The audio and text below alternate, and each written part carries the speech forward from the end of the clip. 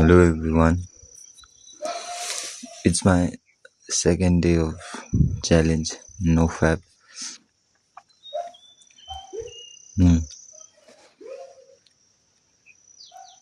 अनि हिजोको दिन त म मोटिभेटेड थियो,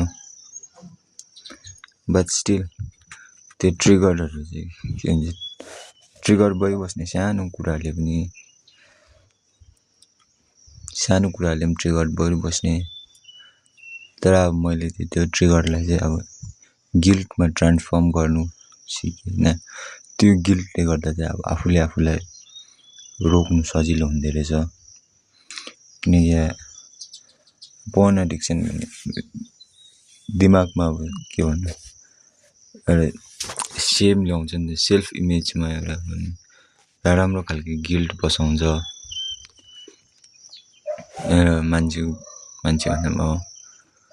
मान्छेको भित्र एउटा के नराम्रो खालको सेल्फ सेम हुन्छ नि, नराम्रो खालको बसिसकेको हुन्छ।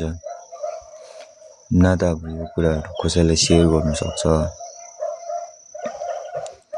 न अब कोही इभन अब आफ्नो मिल्नेहरूसँग पनि सेयर गर्नु सक्दैन हो। त्यही भएर चाहिँ अब भनेको गर्नु चाहिँ गर्नु भएन।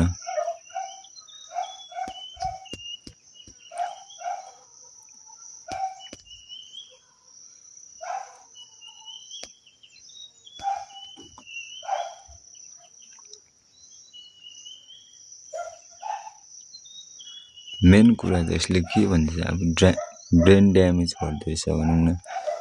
सो ब्रेन भनौँ, अब मेन कुरा चाहिँ जस्तै अब लाइफमा चाहिँ धेरै कुरालाई इम्प्याक्ट गर्दो रहेछ।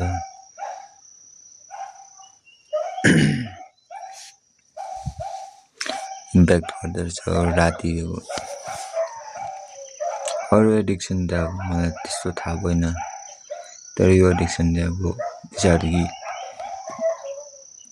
नर्मली अब बस्दै पनि त्यो नर्मली सोच्दा पनि अब पुरा हुन्छ रियालिटीमा बसिरहेको छु कि त अब आफ्नो फ्यान्टेसी ड्रिममा अब बसिरहेको छु, त्यस्तो खालको हुन्छ। माइन्डले के इमेजिनेसन गर्छ हो, नसोचेको कुराहरू पनि हुन्छ इमेजिनेसन।